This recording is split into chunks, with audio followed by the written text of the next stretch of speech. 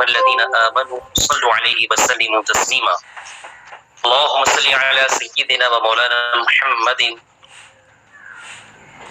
وآلها وعافية الأبدان وشفائها ونور الأبصار وضيائها وعلى آله وصحبه دائما أبدا سبحانك لا علم لنا إلا ما علمتنا إنك أنت العليم الحكيم رب اشرح لي صدري ويسر لي أمري واحلل عقدة من لساني يفقهوا قولي.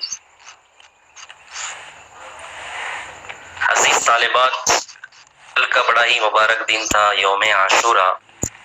امید ہے کہ آپ سب نے سب کے لیے، پورے عالم اسلام کے لیے آپ نے دعا کی ہوگی. اللہ تبارک و تعالی آپ کے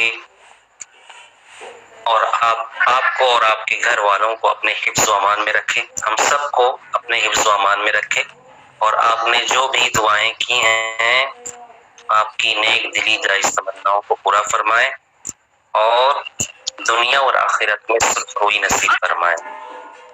آمین. چلیے، تو ماقبل میں ہم نے جو پڑھا تھا وہ یہ کہ مائع قلیل میں اگر نجاست گر جائے تو وہ پانی ناپاک ہو جاتا ہے نا. مائع قلیل میں تھوڑی سی بھی نجاست گر جائے تو وہ فوراً وہ پانی کیا ہو جائے گا؟ ناپاک ہو جائے گا. لیکن اگر نجاست مائع کثیر میں گر جائے تو پھر اس کی دو صورتیں ہیں. اگر نجاست مائع کثیر میں گر جاتی ہے جی تو اس کی دو شکلیں ہیں. کیا؟ یا تو وہ پانی جاری ہوگا، یا تو مائع جاری نہیں ہوگا لیکن جاری کے حکم میں ہوگا، ہے نا جی. تو اگر وہ پانی جاری ہے اور اس میں نجاست گر جائے تو اس سے بھی پانی ناپاک نہیں ہوگا. اس کی پوری تفصیل اوپر گزر چکی ہے نا. اب یہاں پر جو عبارت آ رہی ہے، یہاں پر اب اس پانی کے بارے میں بتایا جائے گا جو مائع کثیر تو نہیں ہے لیکن مائع کثیر کے حکم میں ہے. مائع کثیر تو نہیں ہے، مائع کثیر کے حکم میں ہے. ٹھیک ہے، تو اسی کی پوری تفصیل یہاں پر بتائی جائے گی. بات سمجھ میں آ رہی ہے؟ تو سب سے پہلے ہم نے پڑھا تھا مائع قلیل کے بارے میں کہ مائع قلیل میں اگر نجاست گر جائے تو پانی ناپاک ہو جاتا ہے فوراً جی. لیکن اگر مائع کثیر میں نجاست گر جائے تو میں نے بتایا اس کی دو صورتیں ہوں گی. یا تو وہ پانی جاری ہوگا یا تو جاری نہیں ہوگا بلکہ جاری کے حکم میں ہوگا. تو اگر وہ پانی جاری ہے تو اس کی بھی پوری تفصیل گزر چکی ہے کہ اس میں نجاست گرنے سے پانی ناپاک نہیں ہوگا. ہاں جی، کب تک؟ جب تک کہ نجاست کا اثر ظاہر نہ ہو، ہے نا. اب یہاں پر جو آنے والی عبارت ہے اس میں کیا بتائیں گے؟ اس پانی کے بارے میں جو مائع جاری تو نہیں ہے لیکن مائع جاری کے حکم میں ہے. تو اگر اس میں نجاست گر جاتی ہے تو اس کا کیا حکم ہے، اس کے بارے میں یہاں پر بتایا جائے گا. ٹھیک ہے جی. تو دیکھیے، وہ مائع کثیر جو تالاب اور حوض وغیرہ میں جمع ہوتا ہے نا، کیونکہ تالاب یا جو بڑا حوض ہوتا ہے اس میں جو پانی جمع ہوتا ہے وہ مائع کثیر ہی ہوتا ہے. تو اس میں اگر نجاست گر جائے تو پھر اس کی طہارت باقی ہے یا باقی نہیں ہے، یہ کیسے معلوم کیا جائے جی؟ یہ کیسے معلوم کیا جائے؟ تو اس کا ایک معیار جو ہے وہ مقرر کیا گیا ہے. تو اسی کے ذریعے آپ پتہ لگا سکتی ہیں اس کی طہارت اور عدم طہارت کے بارے میں. ٹھیک ہے نا. تو سب سے پہلے دیکھیے، یہاں پر میں آپ کو یہ بتا دوں کہ تمام فقہائے احناف کا اس بات پر اتفاق ہے کہ اگر پانی کا ایک حصہ دوسرے حصے تک پہنچ جائے تو وہ مائع قلیل ہے. سیدھی سی بات ہے، تمام فقہائے احناف کا اتفاق ہے کہ اگر پانی کا ایک حصہ دوسرے حصے تک پہنچ جا رہا ہے تو وہ قلیل ہے، اور اگر نہیں پہنچ رہا ہے تو وہ کیا ہے؟ مائع کثیر ہے. مگر اس کو جو پہنچانے کا طریقہ ہے اس میں اختلاف ہے کہ یہ کیسے پہچانیں گے کہ پانی کا ایک حصہ دوسرے حصے تک پہنچ چکا ہے، تو اس کے طریقے میں جو ہے اختلاف ہے۔ تو جو متقدمین احناف ہیں ان کا یہ کہنا ہے کہ اس کو حرکت دینے سے پتہ چل جائے گا، پانی کو حرکت دینے سے پتہ چل جائے گا کہ پانی کا ایک حصہ دوسرے حصے تک پہنچا ہے یا نہیں۔ جی، حرکت دینے سے پتہ چل جائے گا، یعنی کیا مطلب؟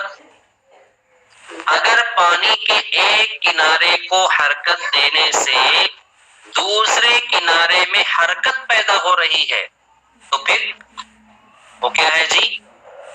بڑا تالاب نہیں ہے، وہ مائع قلیل ہے نا۔ لیکن اگر ایک کنارے کو حرکت دینے سے دوسرے کنارے پر حرکت پیدا نہ ہو تو وہ کیا ہے؟ مائع کثیر، وہ غدیر عظیم ہے۔ ٹھیک ہے جی، بات سمجھ میں آ رہی ہے کہ نہیں آ رہی ہے؟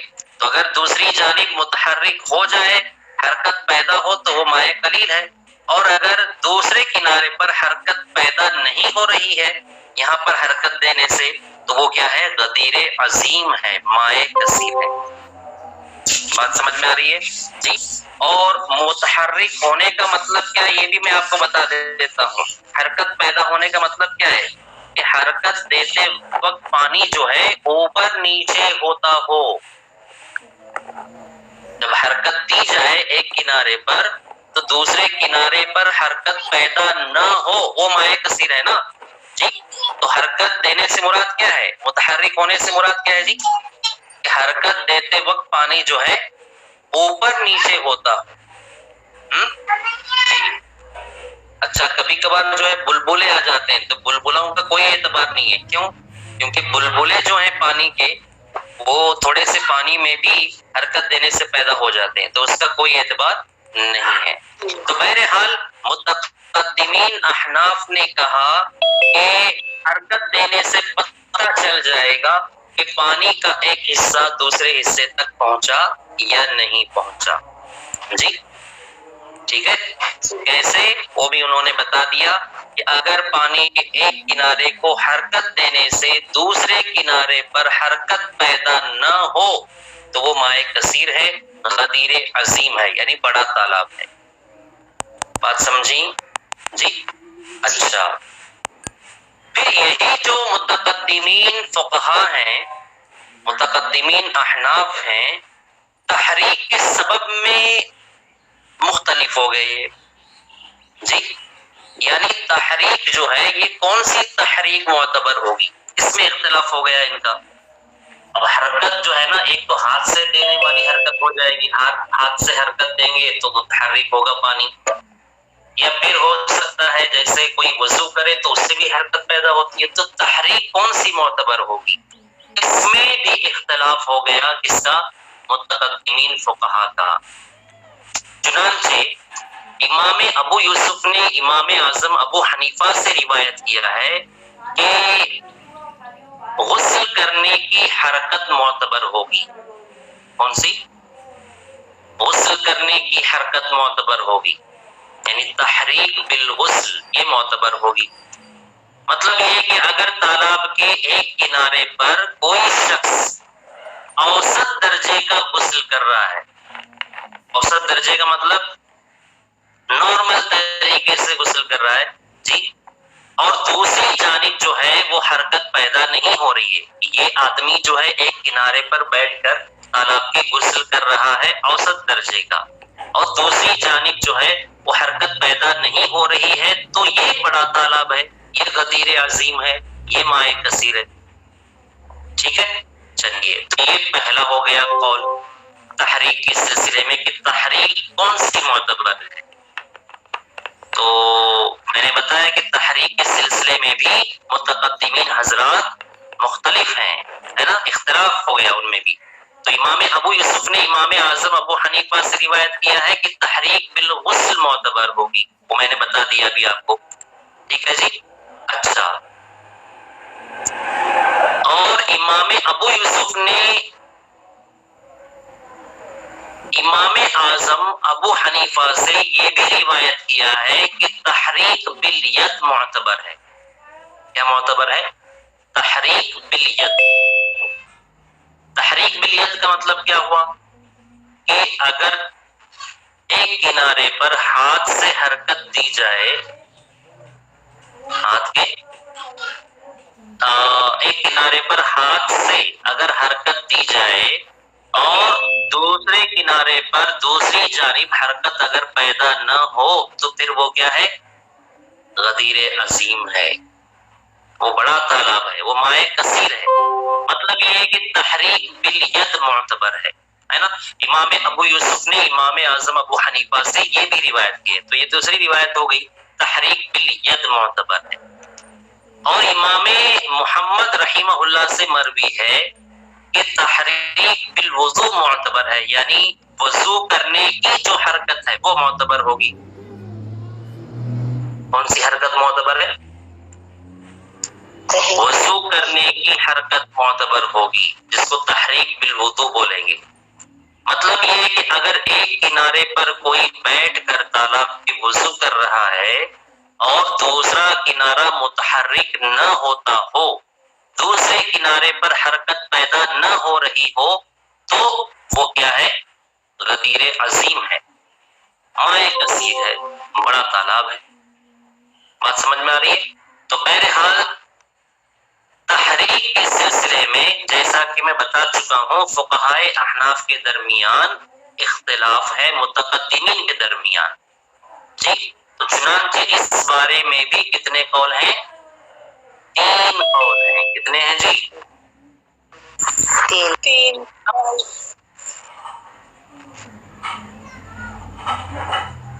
تو کون سی تحریک معتبر ہے، کس درجے کی تحریک معتبر ہے؟ تو اس سلسلے میں ہمارے جو فقہائے احناف ہیں متقدمین، ان کے مختلف اقوال ہیں. تو وہ 3 قول میں نے بتا دیا آپ کو. پہلا قول کیا بتایا میں نے؟ تحریک غسل معتبر ہے نا جی؟ کون سی تحریک معتبر ہے، کس درجے کی؟ تحریک غسل. ہاں، اس کا مطلب کیا ہوا؟ حوض کے ایک کنارے کوئی شخص غسل کرے اوسط درجے کا، تو دوسرے کنارے میں حرکت پیدا نہیں ہو رہی ہے تو وہ کیا ہے جی؟ غدیر عظیم. اور اگر حرکت پیدا ہو رہی ہے تو وہ چھوٹا حوض ہے، تو مائع قلیل ہے. ہاں ٹھیک ہے. چلیے، یہ قول کس کا ہے؟ حضرت امام ابو یوسف نے امام اعظم ابو حنیفہ رحمہ اللہ سے نقل کیا ہے. دوسرا قول بھی امام ابو یوسف نے امام اعظم ابو حنیفہ ہی سے نقل کیا ہے. کیا؟ تحریک بالید معتبر ہے.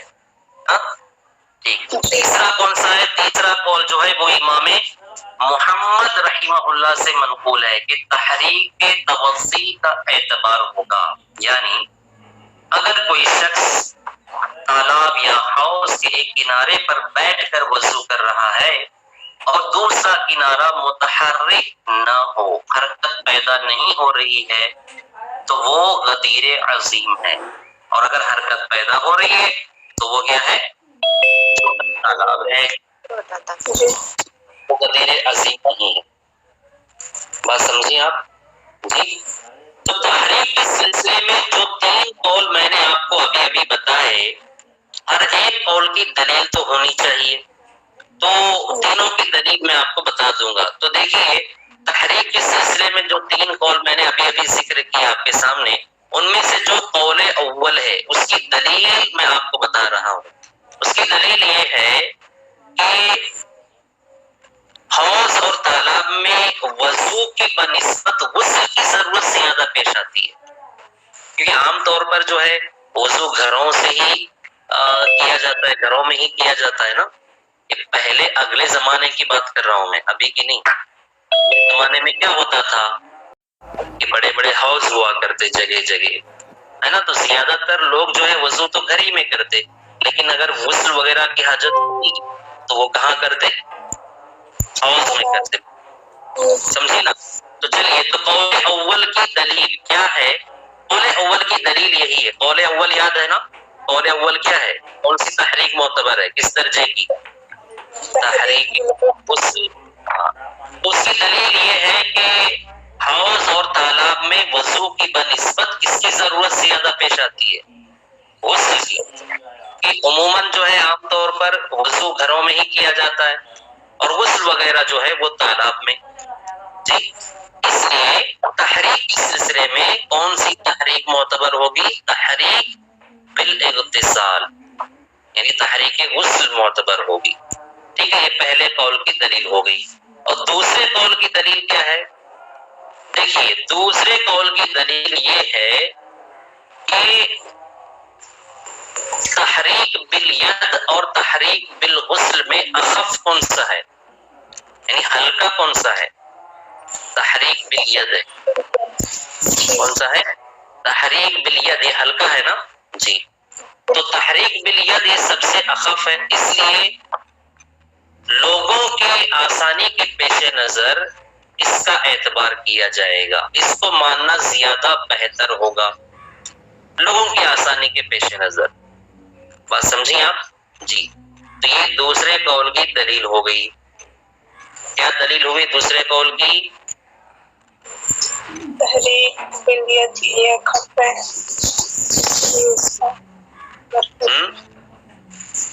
تحریک بالید اخف ہے اور لوگوں کی آسانی کے لیے یہ بہتر ہے، تو اس لیے اس کا استعمال کیا جائے۔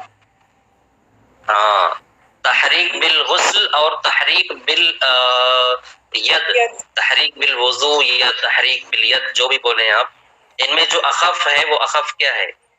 بلکہ تینوں میں اخف کون ہے؟ تحریک بالید۔ تحریک بالید یہ اخف ہے نا؟ جی، تو لوگوں کی آسانی اور وسعت کے پیش نظر کس کا اعتبار کرنا زیادہ مناسب ہے؟ تحریک بالید کا۔ بات سمجھیں آپ؟ جی ہاں، بنسبت دوسری دو تحریکوں کے یہ تحریک اخف ہے، اس لیے اس کا اعتبار کیا جانا چاہیے لوگوں کی آسانی کے پیش نظر۔ ٹھیک ہے، لوگوں کے حق میں توسیع ہو سکے اس لیے۔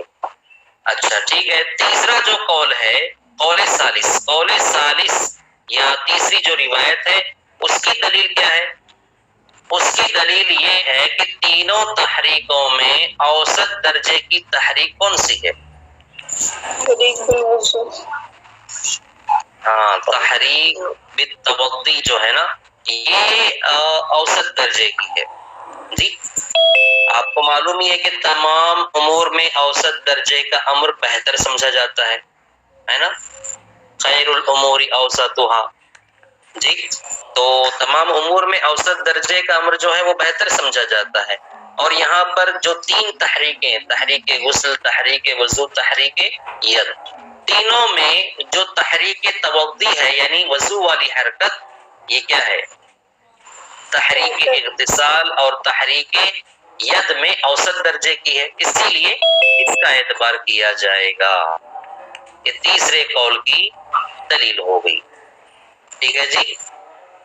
جی، اچھا، یہ جو میں نے آپ کو بتایا یہ متقدمین فقہائے احناف کا قول میں نے بتایا نا آپ کو کہ متقدمین فقہائے احناف جو ہے تحریک کے سلسلے میں بھی مختلف ہو گئے۔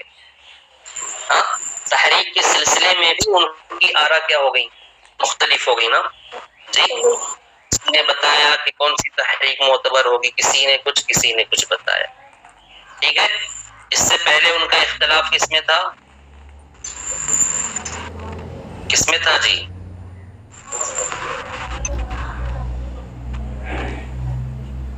بتاؤ۔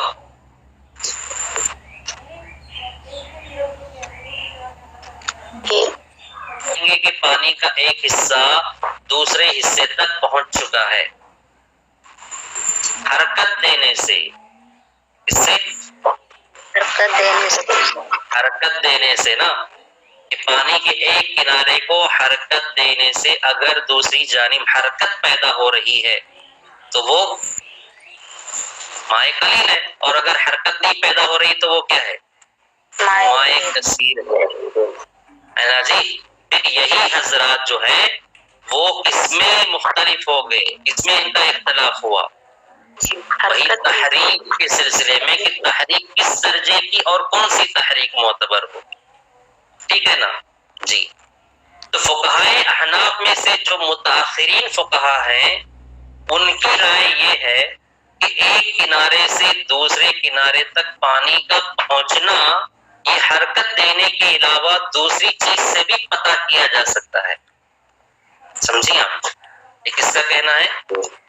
متاخرین فقہا کا کہنا ہے. کیا کہنا ہے ان کا؟ یہ کہنا ہے کہ بھائی ایک کنارے سے دوسرے کنارے تک پانی پہنچ چکا ہے یا نہیں پہنچا ہے یہ حرکت دینے کے علاوہ دوسری چیز سے بھی پتہ کیا جا سکتا ہے.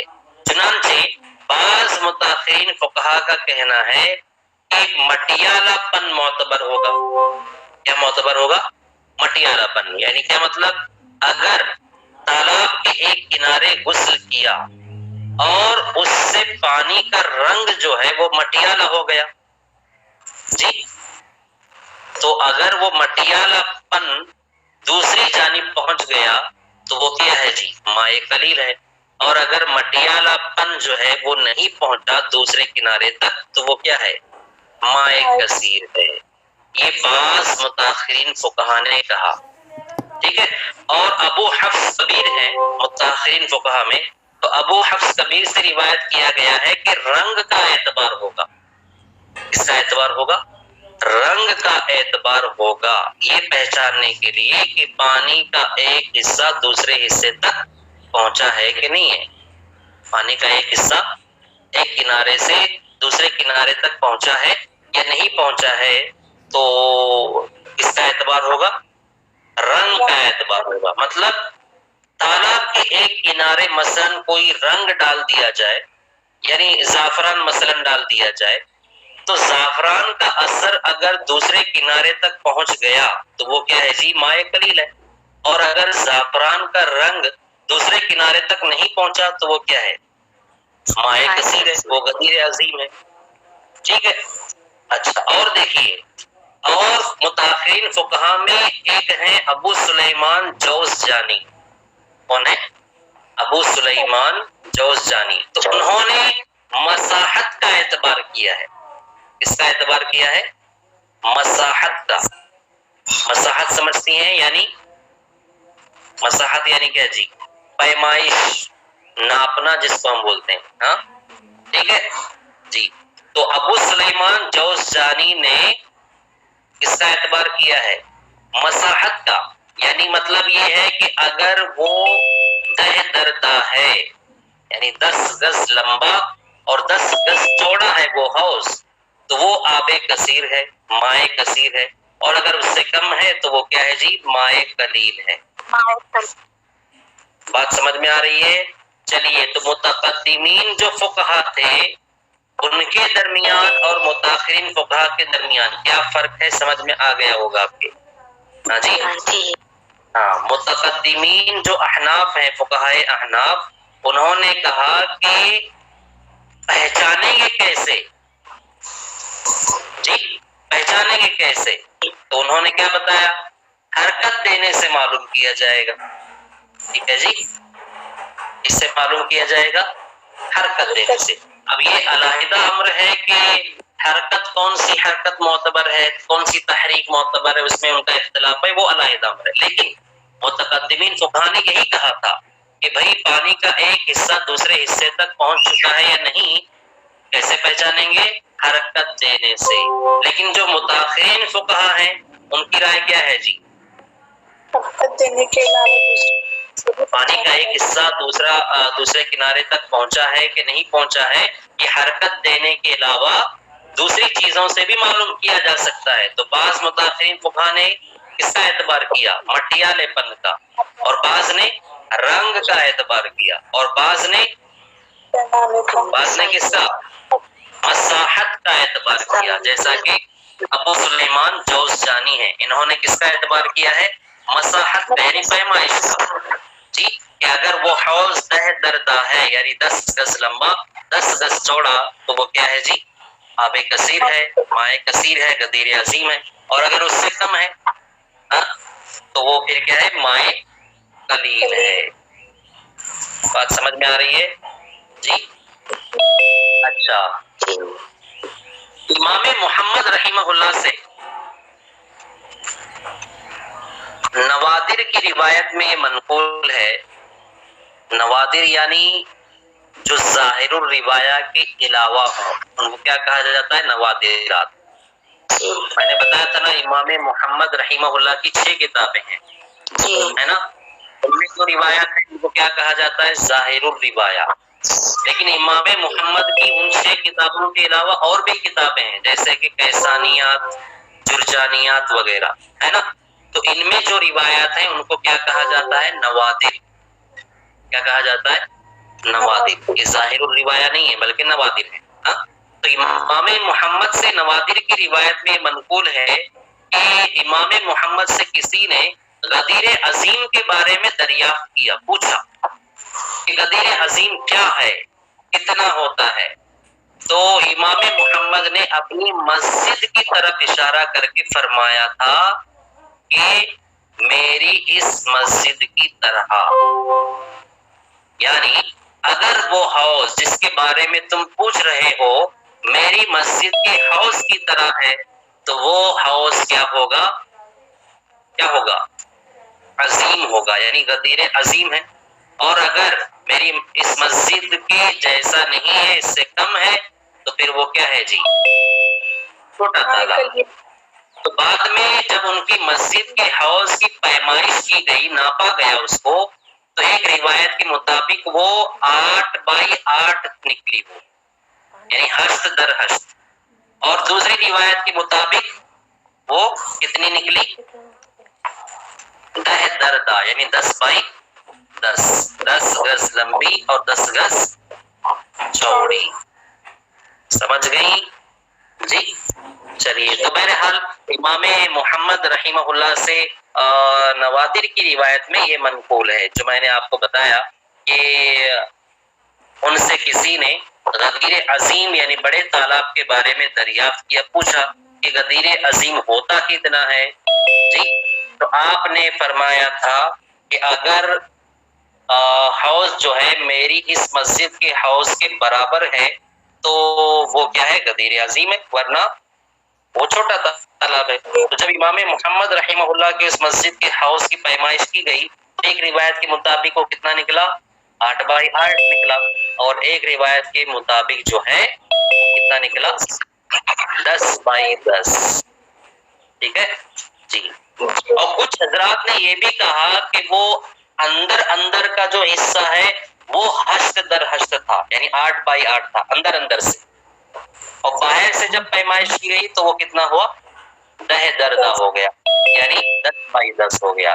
بہرحال عام جو مشائخ ہیں انہوں نے ابو سلیمان جوزجانی کے قول کو ہی اختیار کیا ہے. سمجھیے آپ؟ عام مشائخ نے، یعنی زیادہ تر مشائخ نے اس کے قول کو اختیار کیا ہے، ابو سلیمان جوزجانی کے قول کو اختیار کیا ہے. سمجھیے آپ؟ تو اسی لیے آج بھی 10 در 10 کا اعتبار جو ہے یعنی غدیر عظیم کا اعتبار کس کے ذریعے ہوتا ہے؟ نا، یعنی ابو سلیمان جوزجانی کا جو قول ہے اسی کا اعتبار کیا جاتا ہے. ہاں سمجھیے آپ؟ چلیے اچھا، اب رہی یہ بات کہ کون سا زیرہ معتبر ہوگا. یہ 10 گز چوڑا ہو 10 گز لمبا ہو بتایا نا، تو گز بھی کئی طرح کے ہیں جی. گز بھی کئی طرح کے ہوتے ہیں، یعنی کوئی گز ایسا ہوتا ہے جس سے کپڑا ناپا جاتا ہے، کوئی گز ایسا ہوتا ہے جس سے کہ زمین ناپی جاتی ہے جی. تو کون سا زیرہ معتبر ہوگا؟ تو فتاوی قاضی خان میں جو ہے وہ مساحت کا زیرہ معتبر ہوگا، یہ بتایا گیا ہے. سمجھیں آپ؟ فتاوی قاضی خان میں ہے کہ کون سا زیرہ معتبر ہوگا؟